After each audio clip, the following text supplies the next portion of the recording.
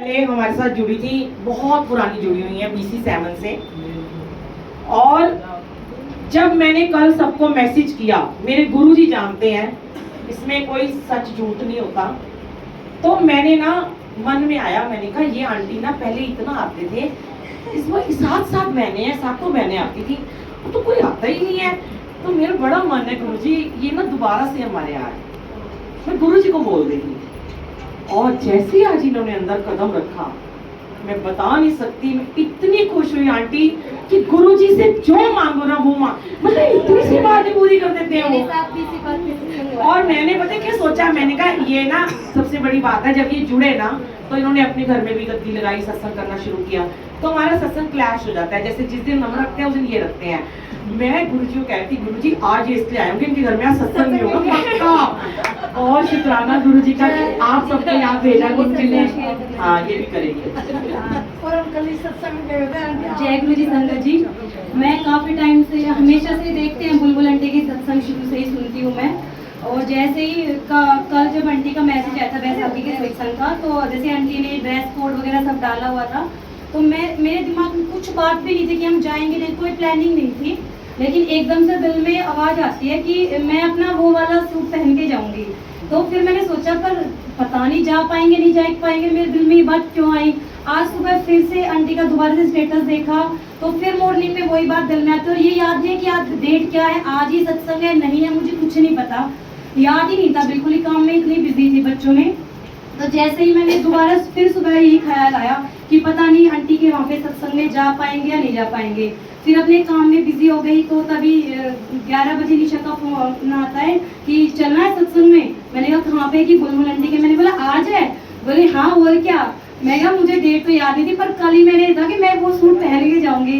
तो ये गुरुजी का आदेश था कुछ, क्योंकि मैं 2 दिन पहले गुरुजी से कह रही थी, गुरुजी के बहुत मैसेज आ रहे थे कि अपना शुक्राना कर शुक्राना कर। तो मैंने बोला गुरुजी शुक्राना तो मैं डेली गुरुजी को तो बोलती हूँ। तो मैंने एक आंटी का सत्संग सुना था कि जब ज़्यादा मैसेज आए थे, इसका मतलब ये है कि अपना वो कल्याण शेयर करो जो गुरुजी ने आपका किया है। तो मैंने सोचा कि गुरुजी आप शायद यही इशारा कर रहे हो कि मैं अपना वैसे सत्संग सुनाऊं सबको, पर मैं क्या करूं गुरुजी, अब सत्संग तो गद्दी पे हो ही नहीं रहे हैं, तो फिर मैं कहाँ पे सत्संग में जाके अपने वो कल्याण जो आपने किया मैं शेयर करूं। तो बस गुरुजी का हुक्म था यहाँ पे आने का। और जो भी गुरुजी ने मुझे इतना ब्लेस किया है, क्योंकि पिछले 1 साल से मेरी जो कंडीशन थी वो ऐसी थी कि कहते ना मौत को छू के मैं निकल के आई हूँ। पिछले जनवरी में हमारे यहाँ पे चालिया लग चला था। जब भी 40 दिन का जो चालिया हुआ, उसके बाद जैसे ही चालिया शुरू हुआ था उससे 1 दिन पहले, जैसे आज 3 बजे से है, तो सुबह मॉर्निंग में गुरुजी ने मुझे किन्नर के रूप में दर्शन दिए। और जैसे वो घर में कदम उन्होंने टेका, वो ब्लैक चोले में थे। तो उस दिन मुझे ऐसे बोला गुरुजी ने आके कि उनके साथ बहुत सारी लेडीजें थी कि खड़ी हो और तू जाके चाय प्रसाद बना। और जैसे ही चालिया चला, 1 हफ्ते की सेवा गुरुजी ने, मतलब बस ये हो गया था कि ऐसा लग रहा था कि कौन जीवन में आया, कुछ सुध नहीं थी, पूरा दिन रात भाग भाग के, ना मैं थक रही थी ना कुछ, बस ये लगता गुरुजी की सेवा करनी है। 7 दिन के बाद 8वां दिन ऐसा था कि मेरी तबीयत खराब हो जाती है, बुखार, मुझे आर्थराइटिस जिसको गठिया बोलते हैं उसकी परेशानी है 10 साल से ही। तो इतनी तबीयत खराब हुई कि मेरा जो गठिया था वो एकदम से बढ़ गया। मेरी कंडीशन ऐसी आई कि मेरी उंगलियां टेढ़ी हो गई थी बिल्कुल, और हाथ घुटनों से चलना बहुत मुश्किल हो गया था। वो 2-3 महीने मेरे ऐसे निकले कि मतलब मैं बता नहीं सकती, पर सिर्फ उसमें गुरुजी ही मेरा सहारा थे। मुझे खुद नहीं पता था मेरे अंदर हिम्मत कैसे आ रही है, अपने बच्चों को भी देखना है, घर भी देखना है, इतनी हिम्मत नहीं थी, हड्डियों में इतनी जान नहीं थी कि मैं खड़ी हो पाऊँ।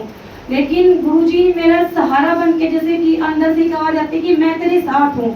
और ये जो परीक्षा की या कष्ट जो भी है, बस ये सोच ले कि मेरे गुरुजी मेरी परीक्षा ले रहे हैं।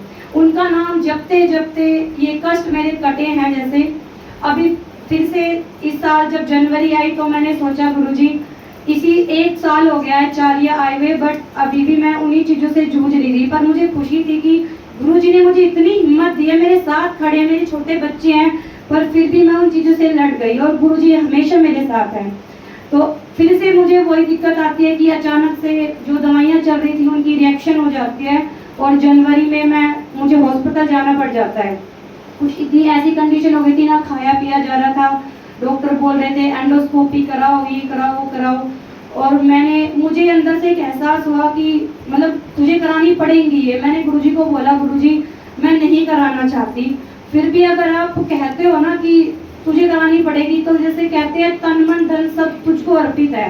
मैं आज पूरा सरेंडर कर रही हूँ आपके चरणों में। ये शरीर भी आपका है, जो आपको कराना है आप कराओ। बस मुझे अगर ये मेरा आखिरी समय भी हुआ तो आप मुझे अपने शरण में ले लेना। ये सब जब बातें हुई तो जैसे मेरी एंडोस्कोपी भी हुई, सारी चीजें हुई, सारी रिपोर्ट्स नॉर्मल आती चली गई। कुछ बीमारी मुझे अंदर से कुछ ऐसी बड़ी बीमारी मुझे नहीं मिली। धीरे धीरे जैसे 3 दिन हॉस्पिटल में एडमिट थी, मुझे पूरा जैसे मेरे शरीर में झटके लगते थे, ऐसा लग रहा था कि सर में दौरे आ रहे हैं। वहाँ पे 2 बजे मुझे 2:30 बजे मेरे कानों में आवाज आती है कि सुखमनी साहिब का पाठ चला। मैंने 2:30 बजे हॉस्पिटल में सुखमनी साहिब का पाठ चला के अपने बेड पे रखा। वो 3 दिन मतलब मुझे पता है कि क्या क्या चीजें मुझे दिख रही थी, कि कोई चीजें मेरे पीछे पड़ी है, मुझे ले जाना चाह रही है, और सिर्फ गुरुजी मुझे एक इशारा कर रहे हैं कि तू पाठ करती है। मेरे अंदर सिमरन ऐसे चला हुआ था जैसे वो सब गुरुजी की ब्लेसिंग थी, कि सिमरन 1 मिनट के लिए बंद नहीं हो रहा था। उन 3 दिनों में मैं जैसे निकल के आई हूँ कि जी गुरुजी ने मुझे जीवन दान दिया है। उन समय में मेरे पास जो स्टेटस आते थे वो सिर्फ एक ही बात आती थी कि तेरे ऊपर काला जादू किया हुआ है।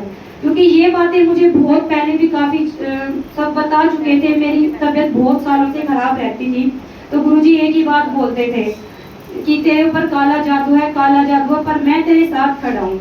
हॉस्पिटल में तीसरे दिन मेरी हालत सही होती है और मैं गुरुजी का पॉकेट स्वरूप अपने साथ लेके गई कि गुरुजी मेरे साथ रहना। हॉस्पिटल में भी मेरे साथ ही रहा स्वरूप। जो भी खाना आता, क्योंकि मुझसे खाया नहीं जाता, वो पहले गुरुजी को भोग लगता। गुरुजी अपने आप सब कुछ करवाते गए। उनकी इतनी ब्लेसिंग थी कि मैं उस सिचुएशन से निकल के आई हूँ। आज भी दिक्कतें हैं, बट मुझे विश्वास है कि गुरुजी मुझे उन सब से निकाल लेंगे। और दूसरी बात ये कि एक आपका एक सत्संग मैंने सुना था कि जब गुरुजी सबके कष्ट अपने ऊपर लेते थे तो उनकी पिंडियां नीली हो जाती थी। ये सत्संग मैंने आपका सुना। उन्हीं दौरान मेरी हालत खराब थी, तो उस समय मैं हॉस्पिटल से आ गई थी घर पे। सपना क्या आता है कि जैसे जो दरबार लगा उस रूम में गुरुजी का स्वरूप गिर जाता है नीचे, और मेरी जो पिंडलियां हैं वो नीली है, बिल्कुल नीली है।